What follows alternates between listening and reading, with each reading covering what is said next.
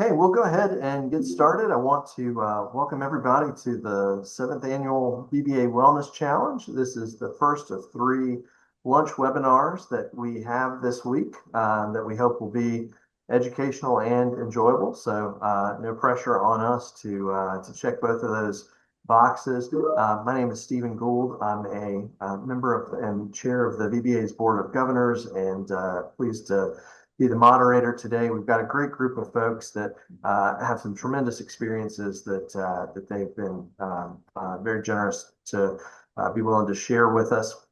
I think their perspective are all ones that you're going to find to be beneficial. Our particular focus today is on mentoring and wellness, with a focus on practical examples and advice that you can take with you. In recent years, I think we've all heard about mentoring on a regular basis. If you're like me, you've probably been in a seminar where the topic comes up and your eyes may or may not glaze over. And often, I think we see folks talking nostalgically about how mentorship should be because it's what they were exposed to as we all came along, no matter whether those experiences were actually beneficial or constructive. Um, Other times, folks throw around the term mentorship with a bunch of generalities, quite honestly. And I think in those instances, no one's quite sure what we're talking about. As I was preparing for this, I thought about the famed leadership consultant Inigo Montoya, who famously said, "You keep saying that word. I do not think it means what you think it means." So I'm going to try to get a little more clarity about mentorship today and really how it relates to wellness. So our goal here is to take a step from the inconceivable to the conceivable, and in doing that, hopefully put a human element of mentorship front and center for everyone's benefit. Our program today has three segments. Each of those has a different context and a different focus. We're going to start with Taylor Reveley, who is currently the president of Longwood University. Many of you may know him. Prior to his presidency, he was an associate with Hunton in Richmond, then served as managing director of UVA's Miller Center. In both of those capacities, he worked very closely with former Governor Jerry Baliles, whom many of you may know, and certainly I think many of us know of. A few months ago, I had the opportunity to read a little bit about President Reveley's relationship with Governor Baliles in a book that focuses on the experiences that Taylor and his father and grandfather, all three university presidents, have had. And it's a great read for anybody who's interested in leadership. But it really helped to spark the idea for this discussion. And I've got it here. Commend it to you if anybody is looking for a read. How college presidents succeed. Taylor did not ask me to mention this. I just want to share that. But it is a great book with some fantastic wisdom in it. So Taylor, I'm going to throw things to you as we kick off. If you would just share with us a bit about what mentorship from a former governor looks and feels like in practice. Well, you're very sweet to display the book there. It is always an honor and a delight to get to talk about Jerry and the wonderful friendship I had with him. I got to work with him every day for a decade, both at Hunton and then at UVA at the Miller Center. Without question, was really has been the kind of the formative lucky break for me, and it as I've had some cause with today in mind to reflect on it some. It is itself just kind of fascinating the way that um, I always called him governor, so I'll probably invariably do that a little bit. Governor. How he kind of shifted from being a kind of a marble figure to me when I first got to know him to being such a dear friend without ever losing that sense of gravitas. And part of getting to know somebody, let alone getting to work closely with somebody like that, you have to you have to kind of go out of your way to help facilitate it to make it happen. Consequential people tend to be really busy, and you have to find good ways to be in their line of sight and to be helpful to them. And Jerry was the Gov was a lawyer first and foremost, and that was one of the truly delightful aspects of him, and cared really deeply for the VBA, as so many of us know so well. And lawyers who are consequential often find themselves giving remarks, and that's how I first got to really be in his ambit. We got to know each other a little bit, and then you know I tried to think of the very first thing, and the very first thing, once upon a time, 1,000 years ago, we just happened to be talking about education policy, which is kind of natural in light of what has turned out to be the family business for the Reveleys. And I just thought, well, I should find an article that might be interesting to him and send it to him, and say this, that this and that, and the article might be good fodder for part of a speech, and that's what I did. He thought it was interesting, and he said, you seem like you might be pretty good with words. Why don't you take a whirl at adding a bit to this speech that I've got to give in a couple weeks?" And I took a whirl at it and really threw myself into it. And that's really how we started doing a lot together. It was not so much client work, billable work at the beginning, but instead me helping with what could be kind of thought of as his broader civic engagement, and that flourished in all sorts of ways. And it was a particularly wonderful thing. What was the transition from Hunton to the Miller Center, it kind of getting to learn at Jerry's feet as a lawyer, and then getting to spend 7 years together at UVA, really learning how to lead from him, because the Miller Center has got a robust, big endowment, lots and lots of people embedded in the complex machinery of UVA, and I got to see a former governor working his wiles in the midst of all that, and helping me learn how to do it.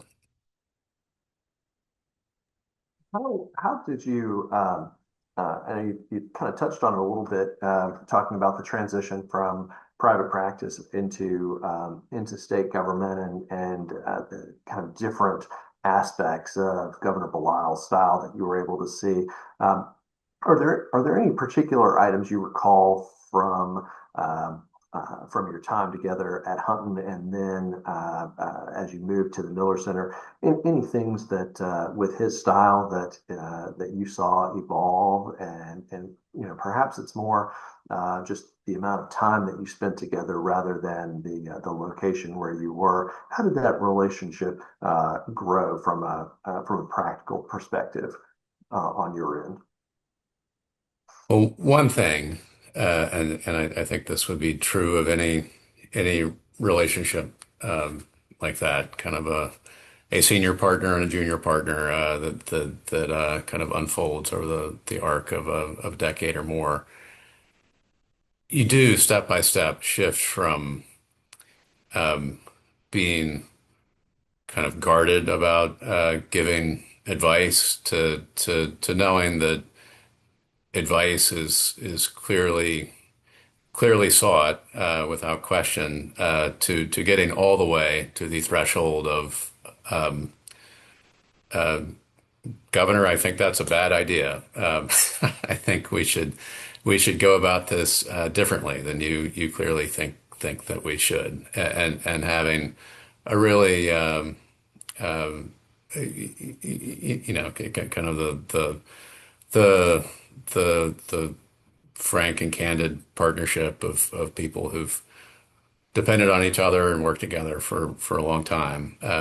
That's certainly something that I saw evolve, and the change from lawyer to leader was really wonderful and lucky to get to experience and see the shift from Hutton to the Miller Center itself was an art of active, artful gubernatorial persuasion. Definitely a less lucrative incarnation that I was shifting to, and at a really big inflection point. I was certainly in the closing stretch of the partnership progression, and making the change was a really big decision. But he dulcetly said to me, as I was first hearing that that's what he was going to do, dulcetly said, "And Taylor, I know this would be a big decision, but I think it would be a very good idea if you came along with me." And maybe that's one. There's got a little bit of a practical lesson in that. I'm sure it depends person to person, but in a good mentoring relationship, sometimes you have to.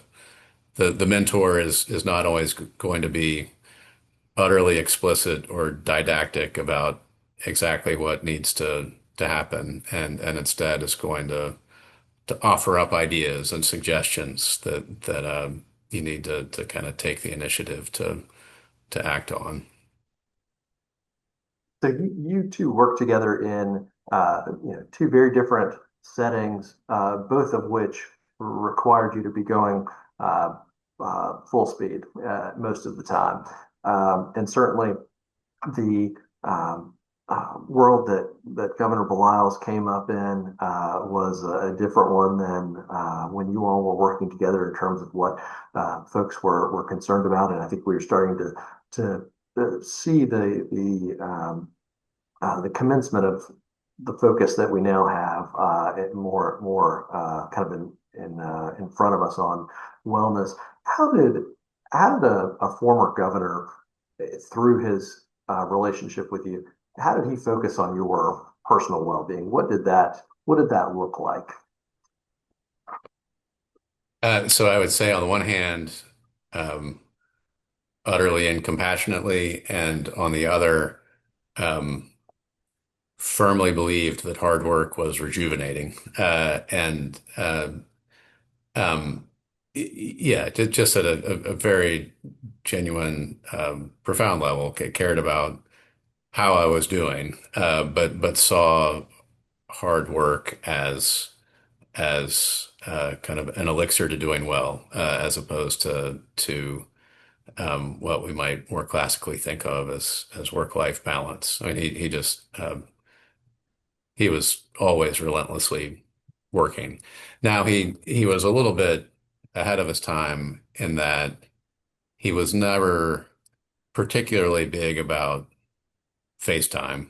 He just wanted results. And so if it was easier to write the speech while I was lying on my sofa, he wanted me to lie on my sofa and write the speech. He just wanted the speech to be good and for it to get done. Didn't care about the whereabouts, and that was true both at UVA and at Hunton. And I think that is an aspect of what we do now think of as work-life balance, is at least the flexibility to be in different places when it's helpful to be in different places, and to really just focus on results. But um, while not a great practitioner of making sure he took time for himself to sail the Caribbean,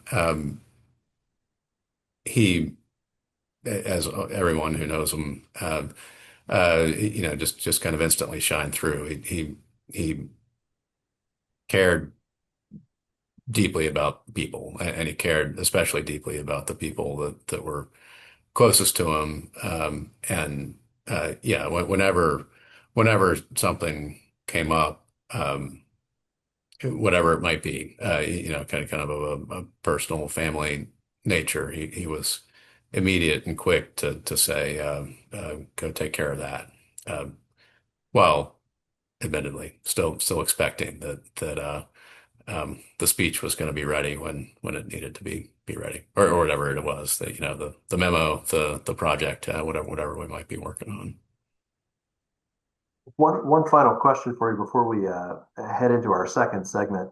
Um, you're obviously now running a pretty large enterprise of your own at Longwood.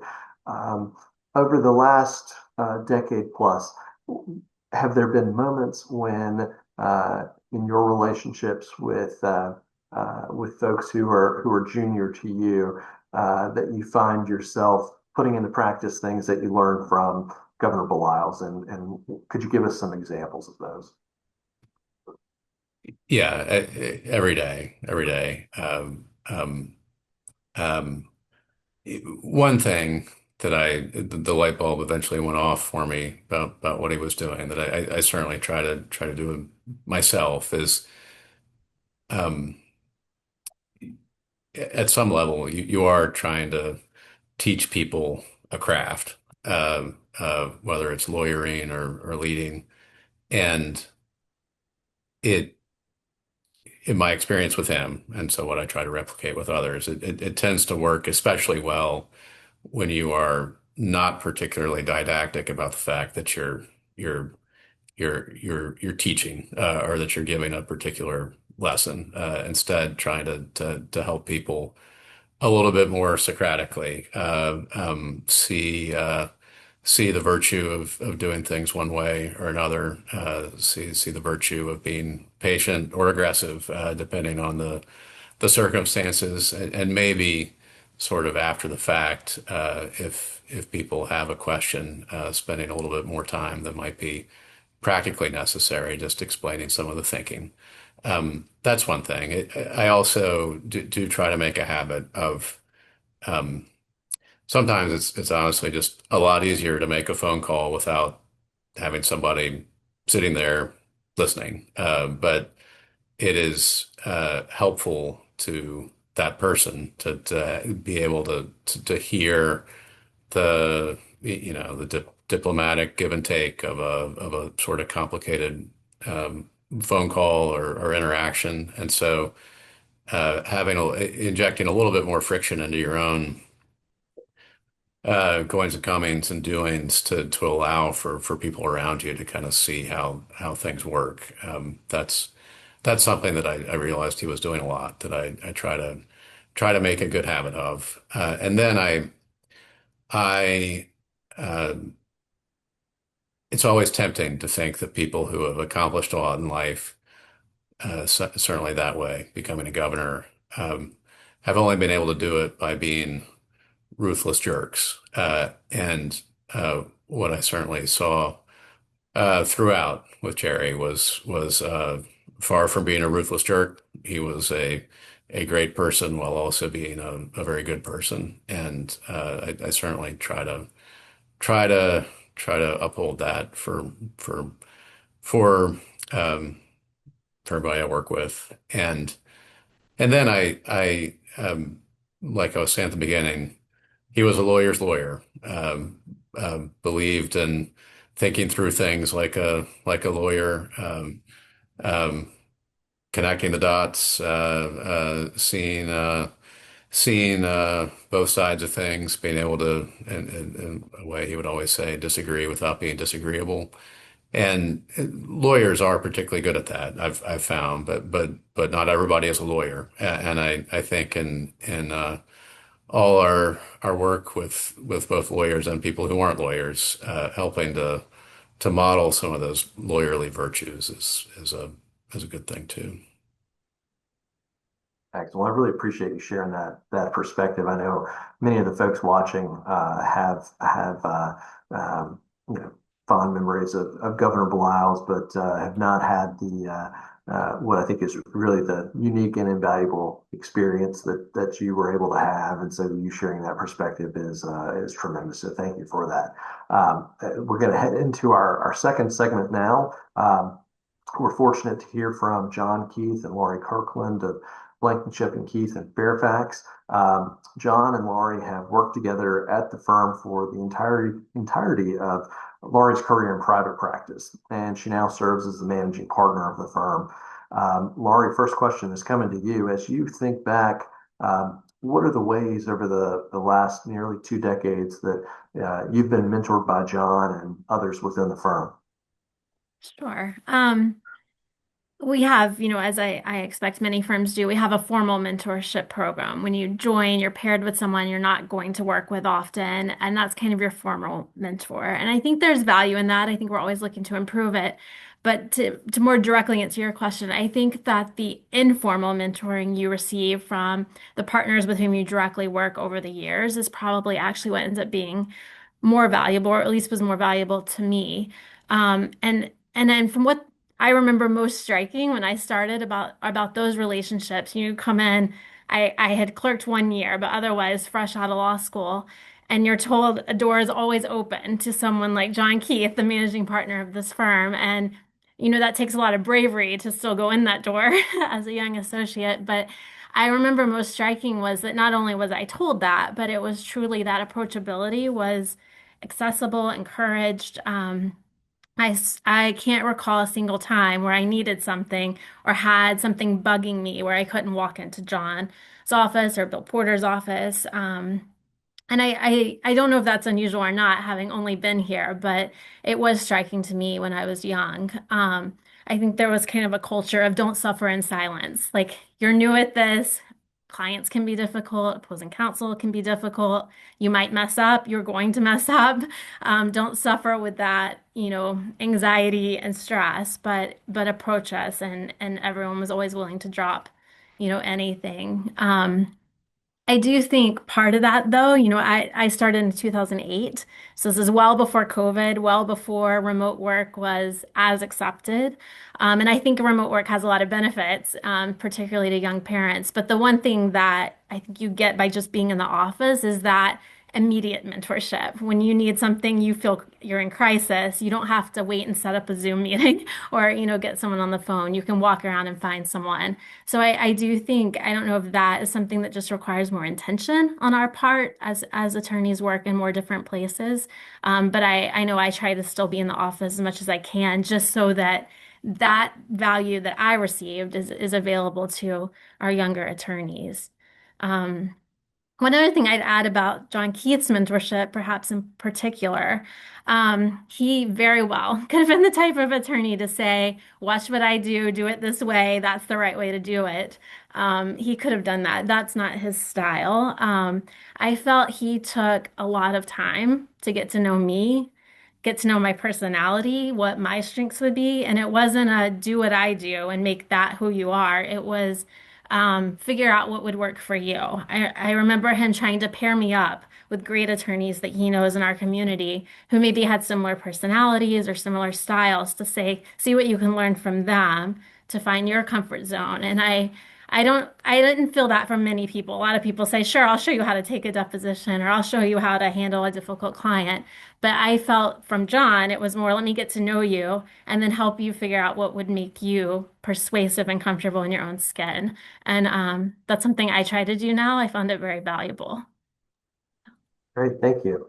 Well, John, some high praise for you there. How would you describe your own mentorship style? And kind of a second part to that question, how has it evolved over the course of your career? From the time possibly that you first met Laurie to now. Certainly a lot's changed in the field, and I don't think you have the staying power of a relationship like this without being adaptable. So I guess first, how would you describe your style, and how have you seen it change over the years? And you're on mute, John.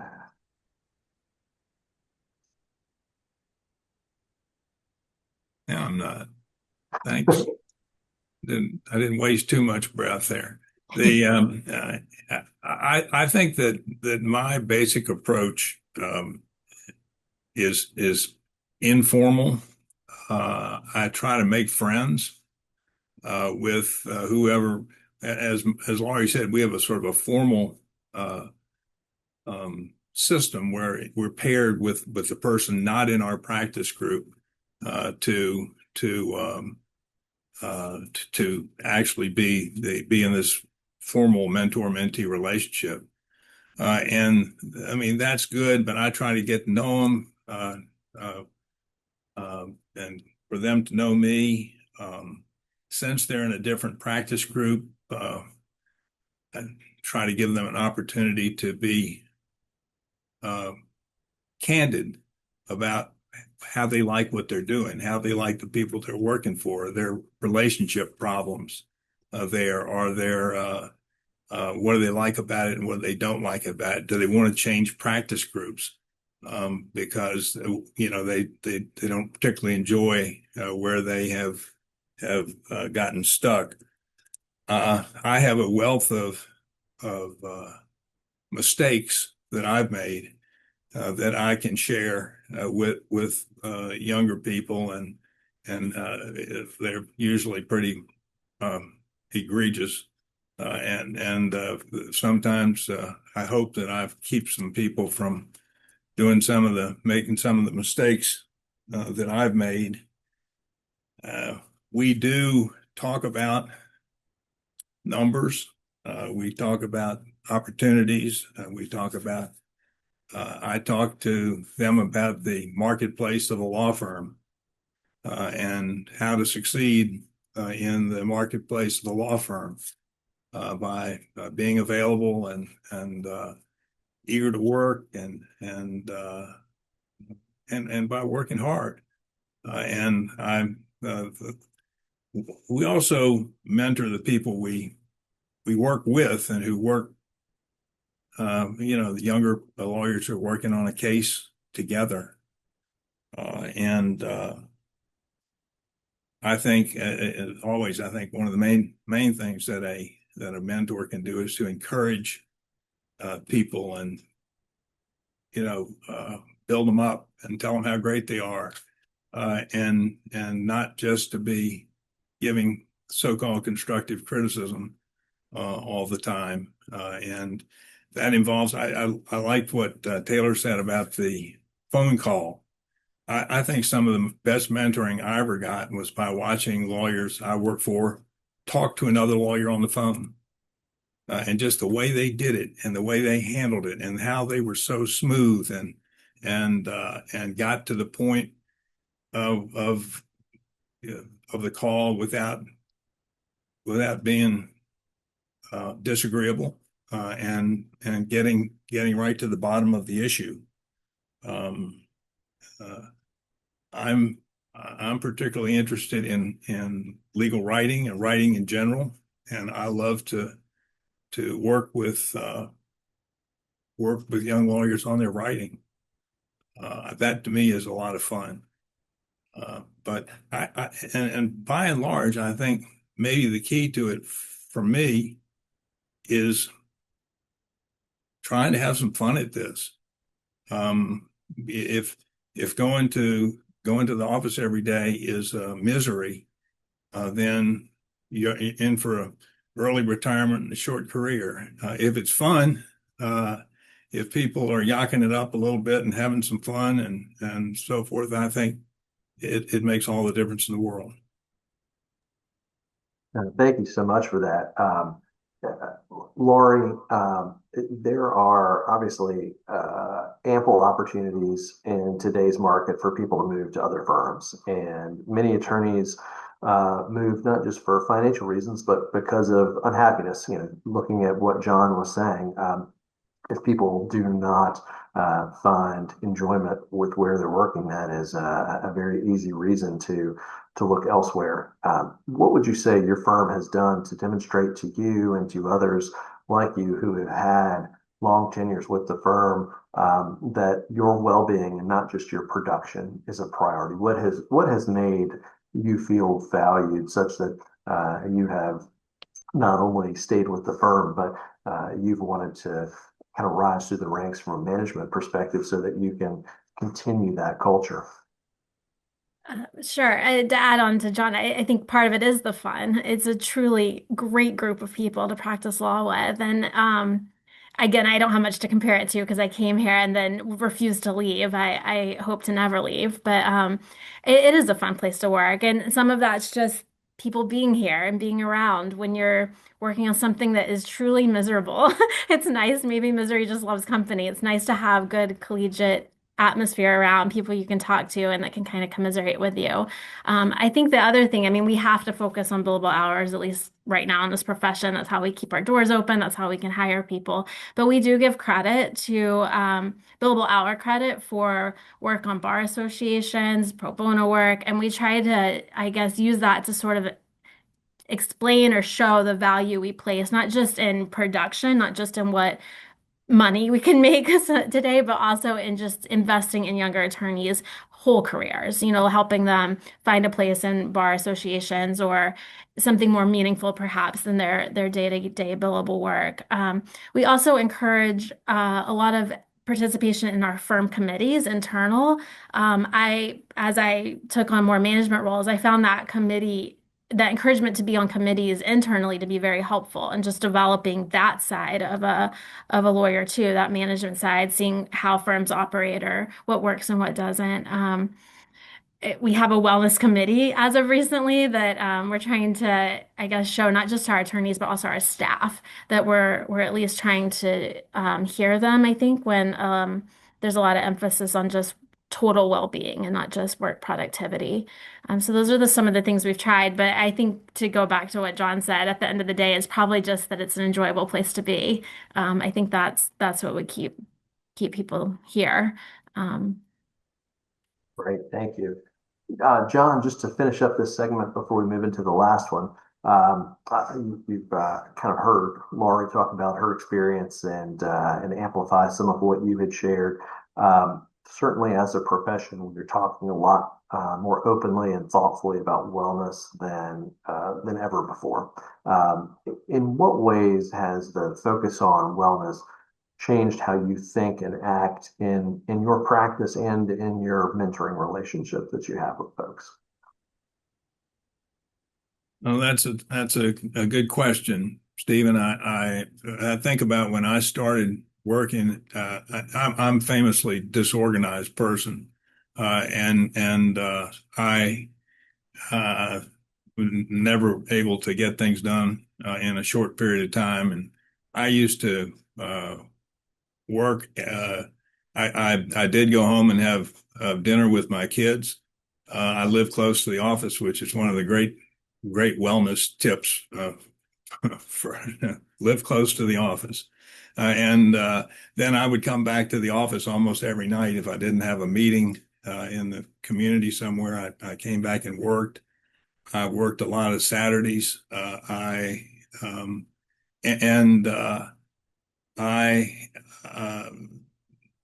I'm so impressed with the younger lawyers today, particularly the women who are able to raise kids, as Laurie's doing, be a productive lawyer, and have a life to boot.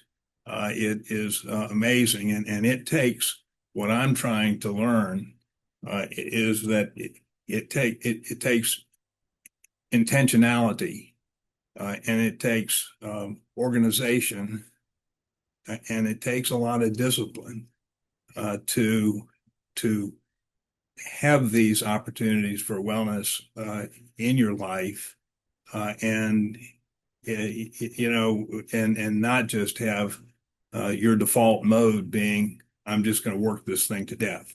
And I think that's really hard. But you talk about have I seen a change? I think I've seen a tremendous change over the 50 years I've been in practice of people being a whole lot more sensible. I think they're better parents, they're better siblings, and in many respects, they're better colleagues than in the old days when everyone was sort of proud of just working like a dog all the time. And that is Fantastic perspective, John. Thank you so much for sharing that with us. Before we head into the last segment, I would be remiss if I didn't mention to everyone, we will have some time for Q&A at the end. So if you have any questions that you would like to bounce off any of our panelists, please feel free to throw that in the chat. Our last but not least segment, we're joined by Billy Poynter and Will Dickinson of Kaleo Legal. I affectionately refer to them as the Williams, but that hasn't caught on yet with anyone else. Hope springs eternal, though. Different from the experience that you heard about from Laurie, Billy and Will have both moved firms over their careers, and they're now working together for the second time. And as you'll hear, that's very intentional on their parts. Will, first question is coming to you. You first began working with Billy in the pressure cooker of a larger firm, and you guys were in different offices to boot. What were the things early on that Billy did that set your relationship with him apart from others that you had at the time? Yeah. So there are kind of two sides of it.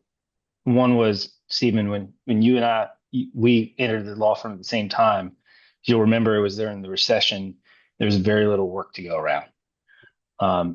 So in the beginning, as a mentee and a junior attorney, our job was to just go get work from anywhere we could. I found a junior partner that was running conflicts checks more than anybody else I saw on for the IP group that I was in. It turned out to be Billy Poynter.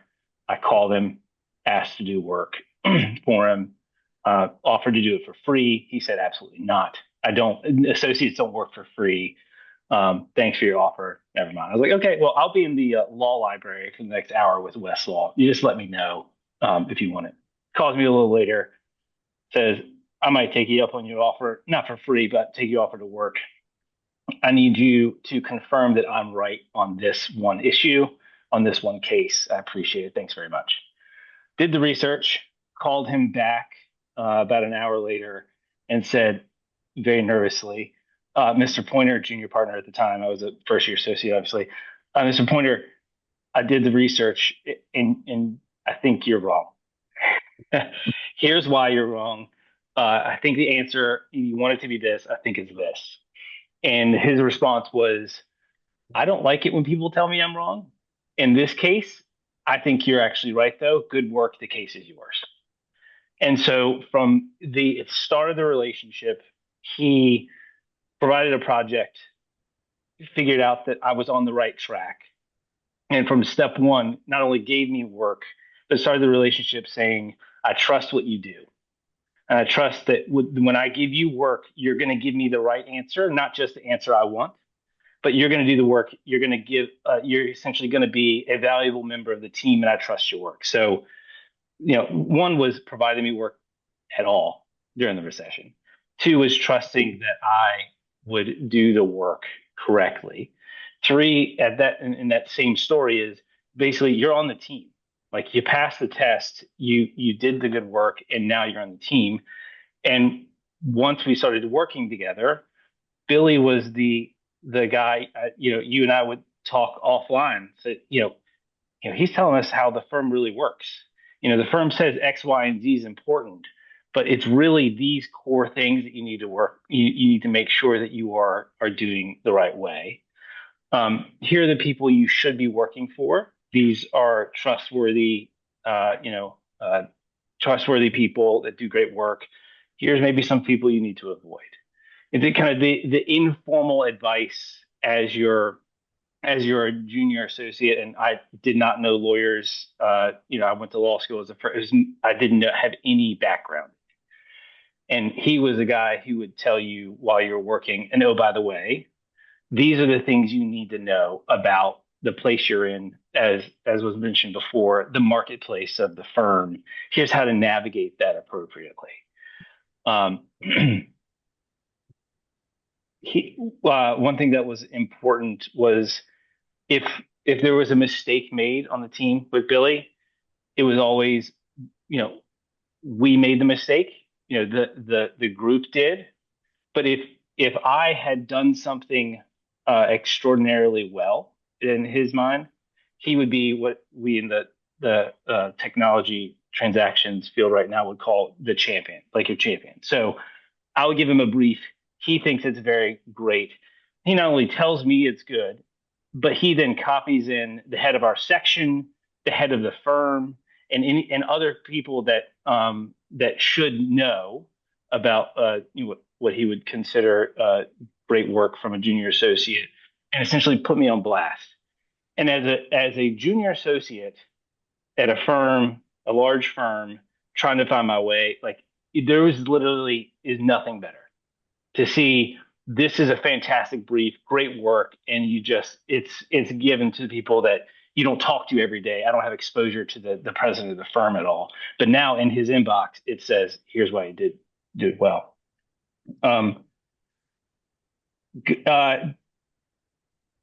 The flip side, so that was when like trying to get busy. The flip side is I got to a point where I was at the level of hours that people shouldn't be for longer than a short period of time, doing a ton of billable hours, all-nighters, years without weekends at a time. And there was only one person, and that was Billy, called me at the end of a summary judgment brief that we had filed. And he said, "Okay, now when are you taking off?" I was like, "Yeah, I can't take off work."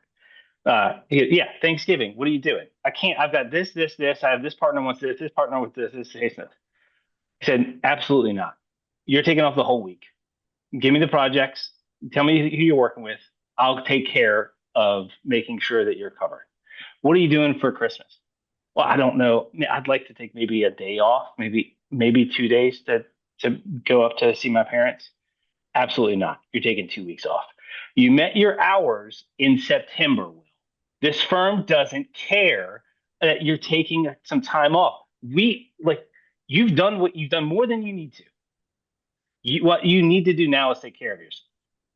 And so he hangs up the phone, calls every single partner that I'm working with, and tells them that I am not going to be working the week of Thanksgiving and 2 weeks of Christmas. And if they have any problem with it, they come to him and he'll figure out how the work gets done.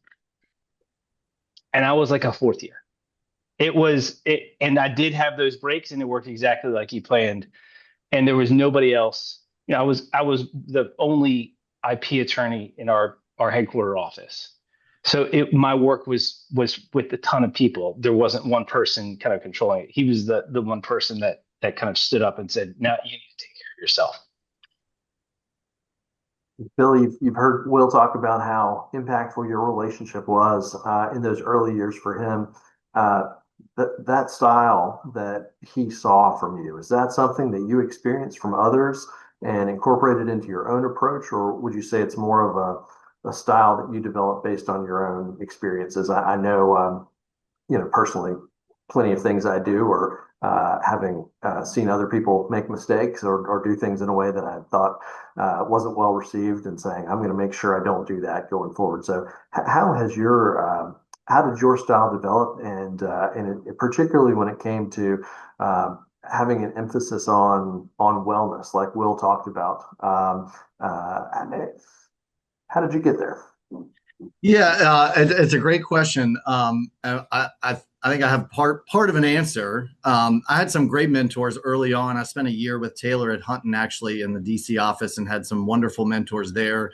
I clerked for a judge the next year, and he was a wonderful mentor to me, but in very different ways. I was only there for a year at each of those places, and that's not enough time to really develop the sort of relationship that he had with the governor, or that Will and I had. And I think it was as much assessing the firm that I was in, which was a firm that could be somewhat aggressive. There were some sharp elbows there. There were some difficult personalities to navigate. There were definitely demands on time and clients and partners and service, especially for associates, and sort of thinking, what would I want if I were in his shoes? Not things that were given to me, but maybe things that I saw that were missing that I would have loved to have had folks do for me.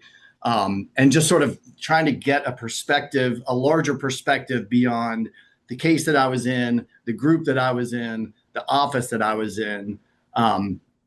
it was kind of forced on us too, because our group was not concentrated in one office. So as a smaller group in a larger firm, we were spread across 4 or 5 different offices always. So we got very used to working with people who weren't sitting next door to us. And early on, we sort of figured out, how can we have the relationship where you walk down the hall and just pop in and ask a question, the spontaneity. I think that's important to developing those types of relationships without physically being down the hall from one another. So we managed to do that. I think more than anything, the success that I had, maybe as a mentor, listening to Will talk about it, is because I tended to get as much out of the relationships with the folks that I tried to mentor as I hope that they got out of it. It was absolutely a two-way street. And that started with establishing a very strong basis of trust. Because without trust, there's not honesty, there's not candor. And if someone's not being honest with you, I don't really see how it's possible to help them or to mentor them or to, show them how to do things. It all starts with a very strong layer of trust. And so that's what we tried to do. That's what I tried to do with the group that I was sort of informally leading by the time I left the firm. I'm glad to hear it worked, at least for Will. Those are nice things to hear.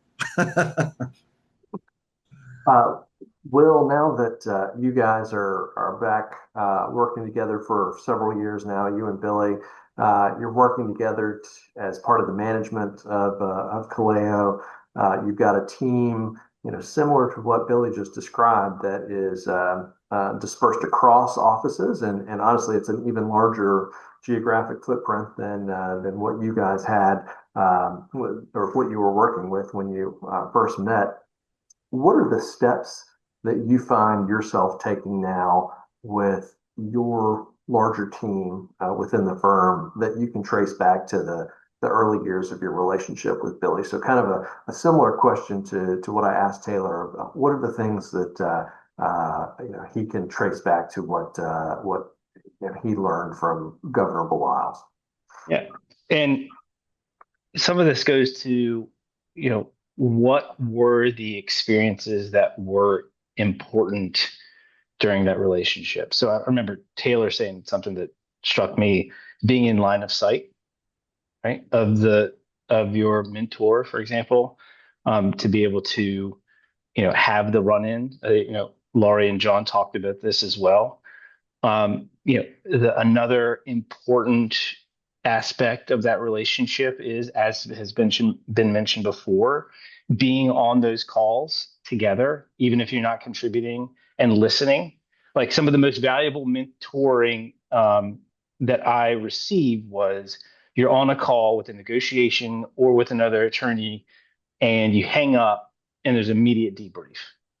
Right? Here's why I did this. Here's why I didn't do this. You can believe what that person's all the debrief of the call, what was going on in the person's head, what's important, the takeaways, etc. You learn so much in that instance that it's important to. I think it's important to try to replicate it. Being mostly distributed is difficult. So, for example, Billy and I have been working on cases for the last several years, and we will just you jump into the car, you call them, right? You're going, you're you have a break from a meeting, you call the other person to catch up. You force if you're distributed like that, you have to force the popping by the office, jumping in and sitting down and saying, hey, what about that thing we were talking about, or this is what's on, or just catching up about each other's kids, how your family is doing. And it's often, I try to note it when it happens.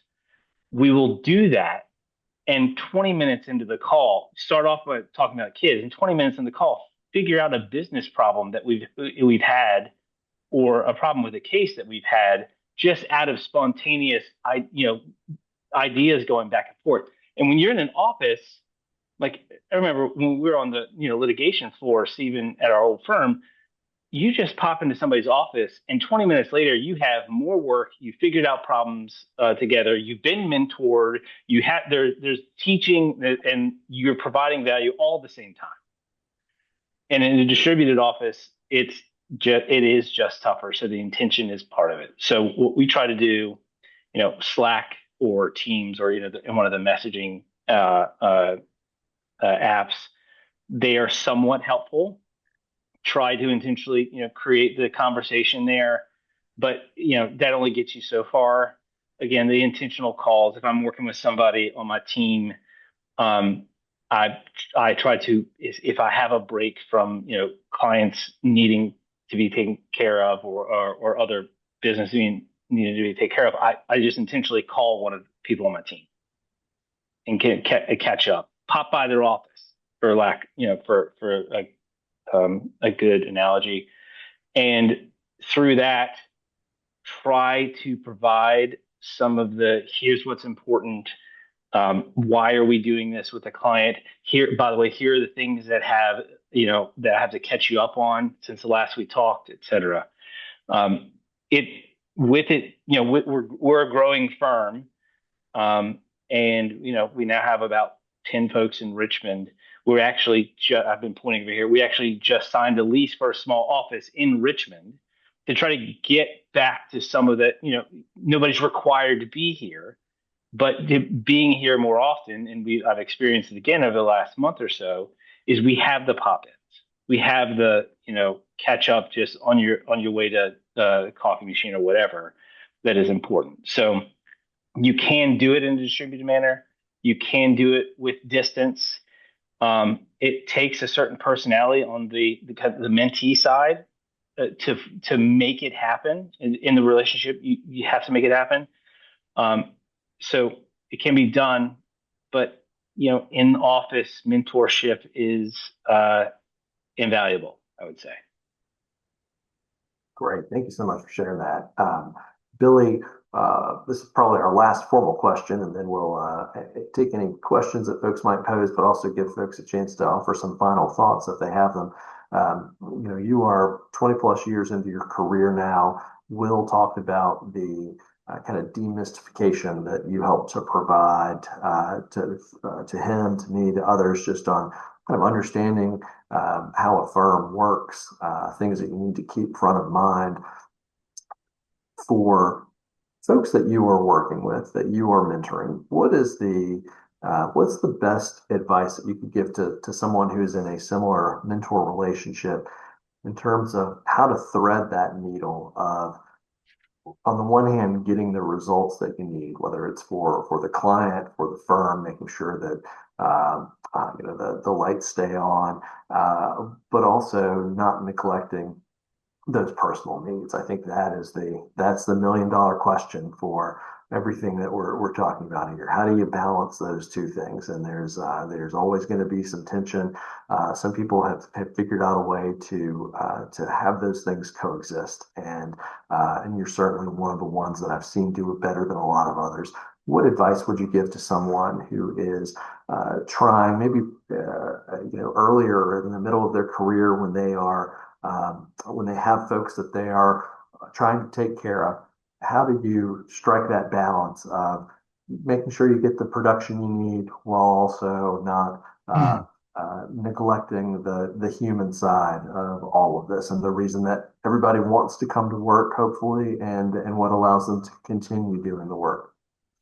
Yeah, it's a great question. I'm not sure I figured it out, but I think maybe a couple of things I've picked up along the way are obviously the clients have to come first. The work has to come first. People don't want to work with you if your work's not exceptional. Clients don't want to work with you if you're not responsive and getting them the results that they need. So everything starts with that, and nothing can come before that. But assuming you're doing that, I think it's incumbent upon all of us as lawyers to go figure out, what do you want out of your practice?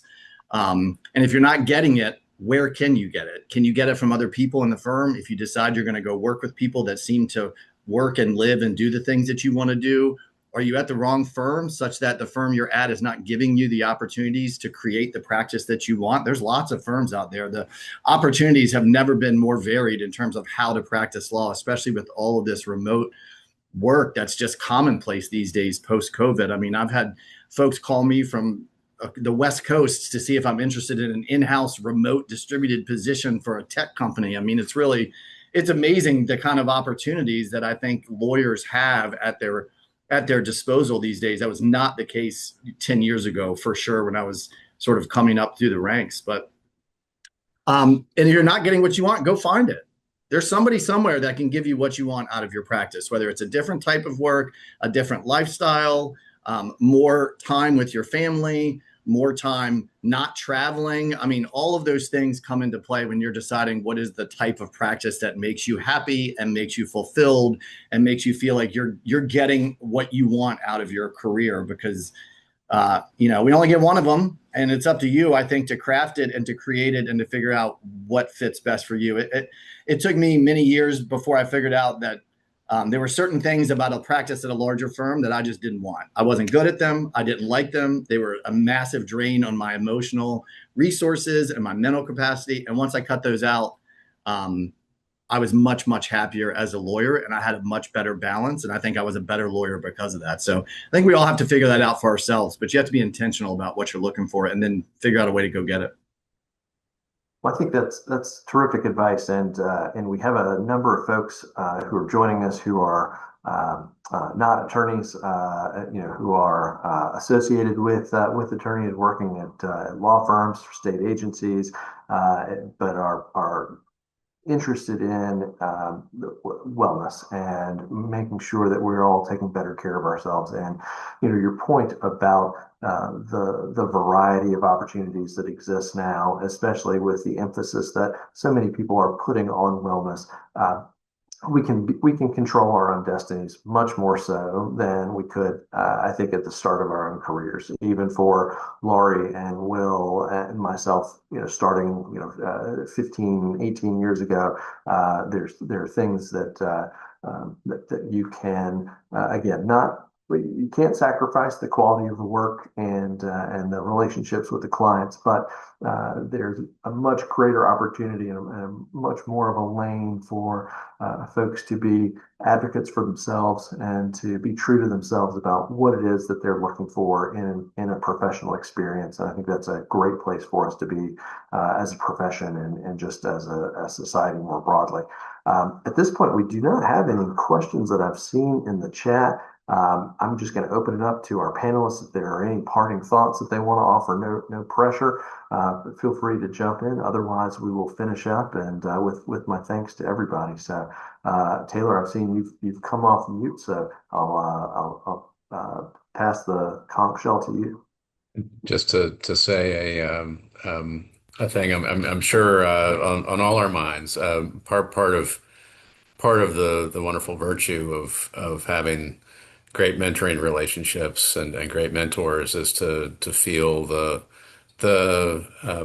importance of passing it along and paying it forward, so to speak. And that's certainly something that I'm sure all of us think about all the time, and it's an important facet of it. And I got to see it with Jerry. Just as luck had it, one of his great mentors was Linwood Holton, and Linwood was on the Miller Center board when Jerry and I came, and it was a real delight to get to see them together. And as Linwood would occasionally say, these young former governors can be wild hares sometimes, but he kept Jerry in line. Great. Anybody else? Any parting thoughts before we finish up? All right. Well, to all our attendees, thank you all so much for joining us. Thank you for your participation in the Wellness Challenge. Again, this is the 7th annual. We look forward as the BBA to keeping it going. And again, thank you for helping us to continue to promote these topics that are so important. And we look forward to continuing the discussion offline with our friends and colleagues. And hope everybody has a great day. Thank you so much.